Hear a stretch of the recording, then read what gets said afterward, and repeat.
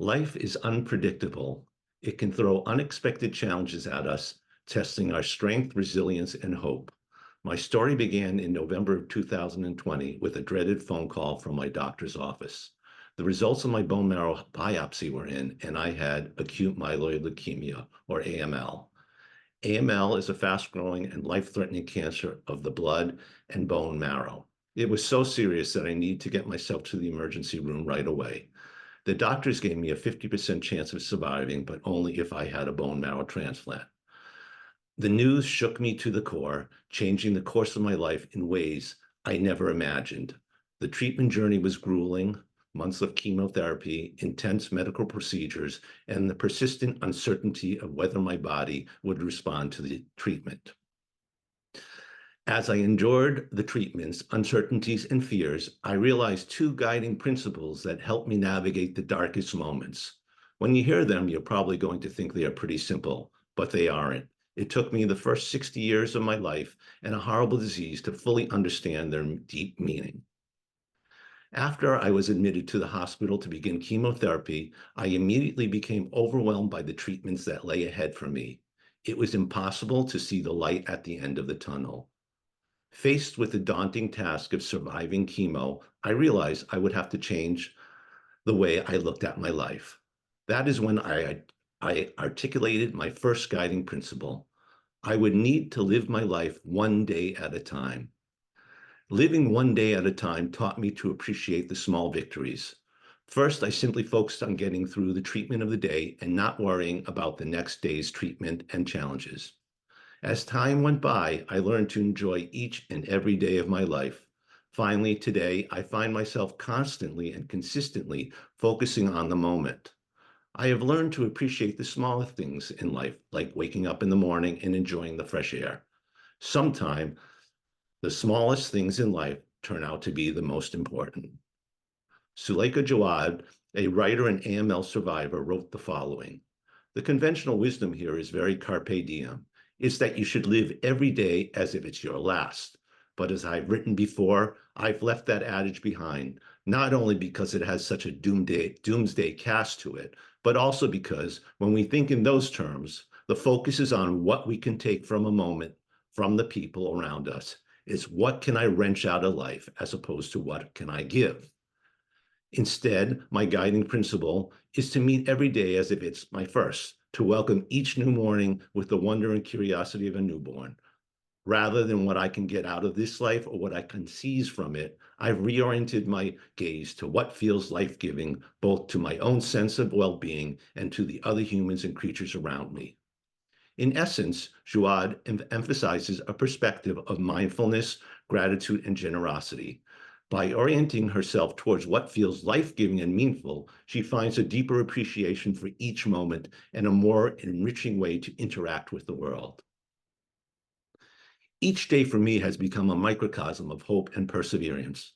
Instead of dwelling on the past or worrying about the future, I focus on what I can control, the present moment. This mindset shift was not just a coping mechanism, it has become a way of life.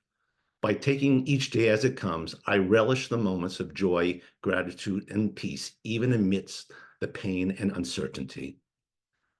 Before I talk about the second guiding principle, I need to tell you the rest of my story. Not every story has a fairy tale ending, and my story didn't have one either, not yet. It's the day of my transplant, February 10th, 2021. A bone marrow transplant is very different from an organ transplant. There is no surgery. You just lay in your hospital bed and they hook you up to an IV bag filled with the donor's bone marrow cells. And when the IV was empty, the transplant nurse unhooked me and said, "Mr. Katz, happy birthday." And I looked at her and said, "What are you talking about? My birthday is in April." She said, "No, Mr. Katz, it's your rebirth day today." And for the first time in months, I smiled and understood what she meant. It was my new birthday, and I had just received the most amazing gift, the gift of life, a second chance at living a normal, healthy life. The first 100 days post-transplant are the most important, and many patients struggle. It took me 3 weeks to regain enough strength to be discharged from the hospital, and I landed back in the hospital twice, once due to a virus and a second time due to an infection. The rest of the first 100 days were all the same. In the morning, I would drag myself out of bed, and my wife would drop me off at the cancer outpatient clinic for my daily treatment. I would take the elevator up to the 7th floor clinic, open the door to the waiting room, and all I would see was a room full of patients waiting to get their daily treatments and to get the results of their blood tests, hoping not to hear that their cancer had returned. Day 97 started out just like every other day, except at that appointment, I found out my cancer had returned. I had relapse.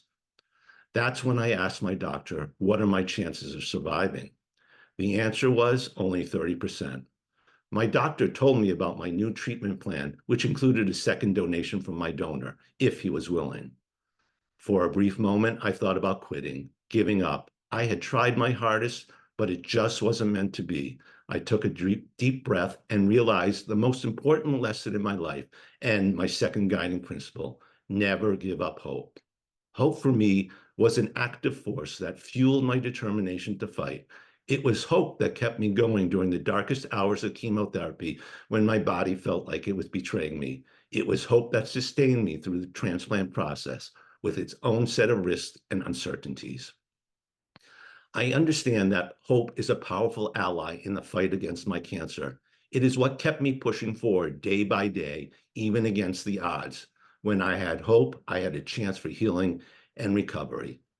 If your battle seems really hard, that's when you need to fight the hardest. Do the things that are hardest to do to take the battle further towards the finish line. Even when you're tired and sick, you still need to have hope. And that's exactly what I did. I never gave up hope each day. My story is about more than just surviving. It's about the strength and resilience of the human spirit. It shows how powerful our attitude and perspective can be when facing tough times. Through my experience, I learned that life isn't always fair or predictable, but how we respond to the challenges shapes our journey. Every setback taught me something new about myself and life. I learned to accept vulnerability and find strength in unexpected places. Cancer took away many things from me, but it also revealed my inner strength and the deep love and support around me.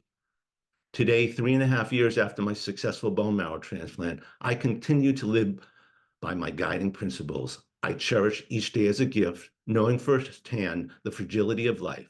I remain grateful for the health I have regained and the lessons learned along the way. My experience has inspired me to mentor transplant patients, hoping to offer hope and guidance to others facing similar challenges. Driven by my personal experiences, I made a conscious decision to become a mentor to other transplant patients. I wanted to fill the gap I had noticed, providing a compassionate ear, practical insights, and emotional support. My goal was to offer hope and encouragement during what can be the most challenging times in someone's life. Becoming a mentor to transplant patients had not only allowed me to give back to the community that supported me, but has also been the final stage of my own healing journey. Being able to put my experiences into words, which help other people through the complex transplant process, has been incredibly empowering and satisfying. It is through these interactions that I also have found healing, purpose, and a renewed sense of hope. As I continue this journey, I hope to support and inspire others, knowing that each conversation and shared experience can greatly impact someone's life. One of the most rewarding aspects of mentoring is guiding individuals through the transplant process. From preoperative preparations to postoperative care and beyond, I am able to share the insights that can alleviate fears and uncertainties. Simple acts such as explaining medical jargon, offering tips for managing medical, simply becoming a listening ear can make a world of difference. In return, I believe that helping transplant patients through the process is another step in my own healing. In conclusion, my journey through AML and my subsequent recovery underscore the importance of living one day at a time and never giving up hope. These principles are not just words, but lived experience that have shaped my outlook on life and empowered me to embrace every moment with gratitude and resilience. Even in the darkest of times, there is a light to be found and hope to be cherished. Life has its ups and downs, How we handle the tough times defines us. For me, living one day at a time and never giving up hope have been my guiding lights. I urge each of you to embrace these simple principles in your own lives. Whether you're facing a personal challenge or supporting someone who is, remember that each day is an opportunity to find strength, to inspire others, and to cherish the gift of life. Together, let us live with purpose, embrace hope, and make each day count.